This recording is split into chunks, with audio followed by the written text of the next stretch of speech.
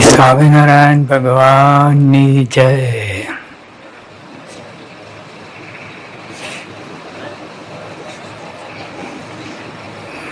હા તો મહાતીર્થ ભૂમિ છે અને આમાં તમે બધા રહો છો, કેટલા મોટા ભાગ્ય છે.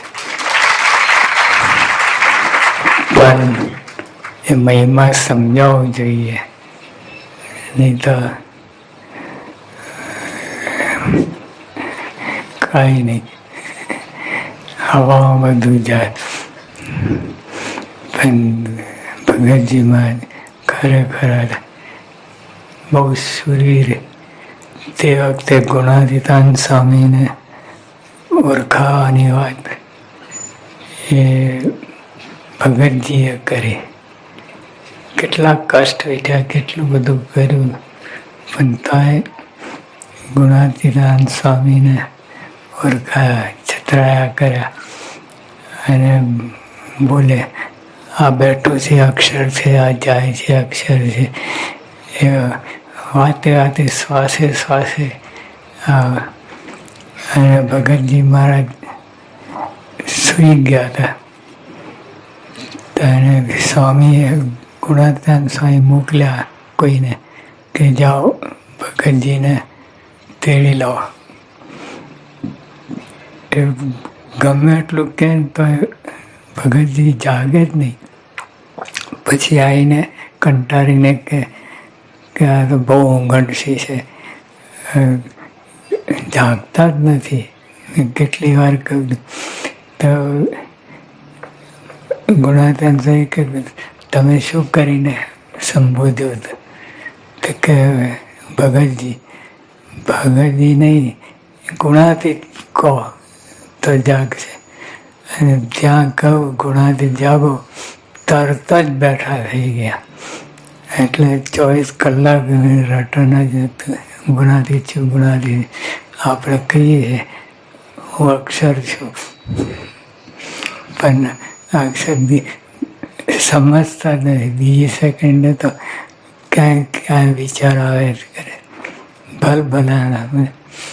એટલે એ હું અક્ષર છું, પુરુષોત્તમ દાસ છે, એ કંઈ જઈરી વાત નથી.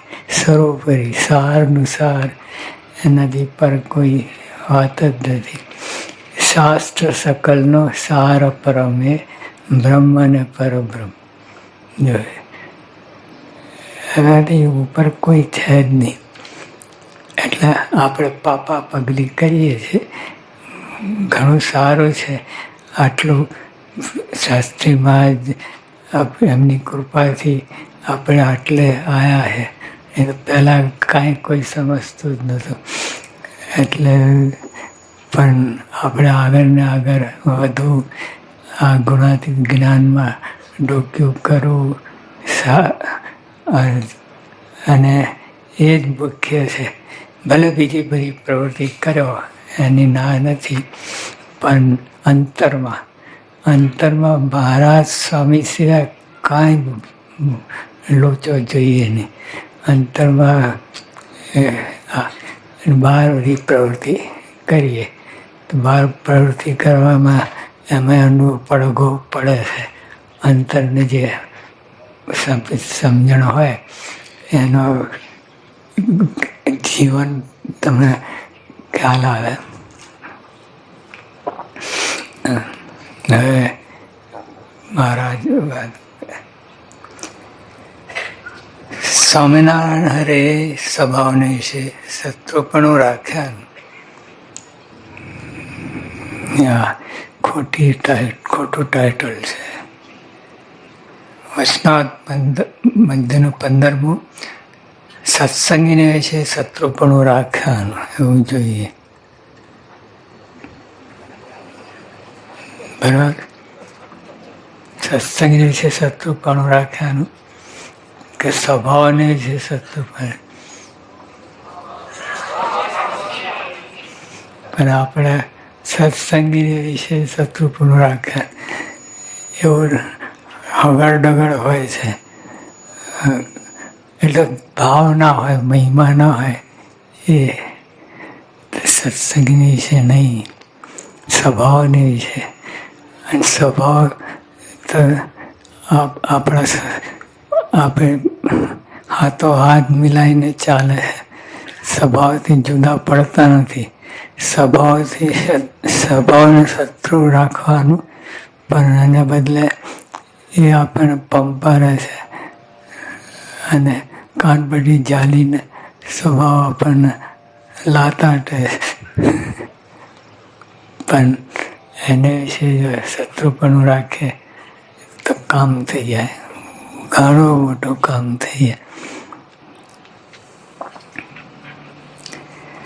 સ્વામિનારાયણ હરે સંવત 1878 ભાદરવા સુધી બીજને દિવસ સ્વામી શ્રી સહજાનજી મહારાજ શ્રી ગઢડા મંદિર દાદા કાચાના દરબારમાં શ્રી વાસુદેવ નારાયણના મંદિરની ઓસરીએ ચાકડો નખાઈને વિરાજમાન હતા. હવે આ ચાકડો નખાવાની વાત કરી. તૈયાર નહોતું આસન બધું.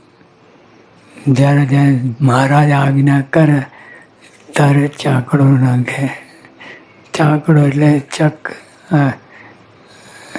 એક દરી, સામાન્ય વસ્તુ. એમના મહારાજ બેસીને કેટલી મોટી વાત કરે છે. અને આપણે આસન કોઈ જ વસ્તુ નહીં. તો ચાકડો નખાઈને બીજાને સૂજે નહીં, એનું કારણ હતું. મહારાજ ગમે ત્યાં બેસી જાય સભા કરે, એટલે આસન અહીં ગોઠવ્યું હોય અને મહારાજને અહીં બેસવું હોય. એટલા માટે મહારાજની આજ્ઞા જોઈએ અને મહારાજ જ્યાં ઈચ્છા હોય ત્યાં ચાકડો નંખાવે. અને મહારાજને મૂળ આપણે કથા વાર્તા જ્ઞાન આપવું એનું કામ છે. બીજું બધું કોઈ વસ્તુને મહત્તા નહીં.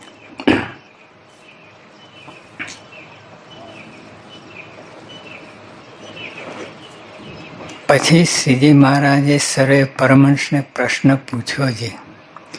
ગમે તેવો કઠણ સ્વભાવ હોય, જો મારને આવી વાતો ગમે જે આપણને ગમતું નથી એ મહારાજને ગમે છે. અને ગમે તો કઠણ સ્વભાવ હોય, સ્વભાવ લઠ્ઠો, જે માન, ઈર્ષા, અદેખાઈ, એમાં હઠ, માનની ઈર્ષા, એ બધા લઠ્ઠાઓ છે. અને મારા સાથે જરાય ફાવે નહીં. તો મહારાજે કે ભલે આપણામાં છે અને મહારાજમાં નથી, પણ કંઈક તો કરવું પડે. અહીં પૃથ્વી પર આવ્યા છે તો મહારાજ પહેલામાં પહેલું સ્વભાવ પર ઘા કરે છે. એ જ મૂર્યું છે. એ ખસે ને સ્વભાવ ખસે તો સુખ શાંતિ થાય. એ સ્વભાવ જ્યાં સુધી હોય ને, ગમે ત્યારે એમાં માનનો સ્વભાવ હોય, કભી ક્યારે સુખી ના થાય. અંતરમાં એ ડખો રહ્યા કરે. જેમ સુવારી ગાદી હોય પણ એમાં ખીલા બધા હોય, એના પર બેસે, એના જેવું.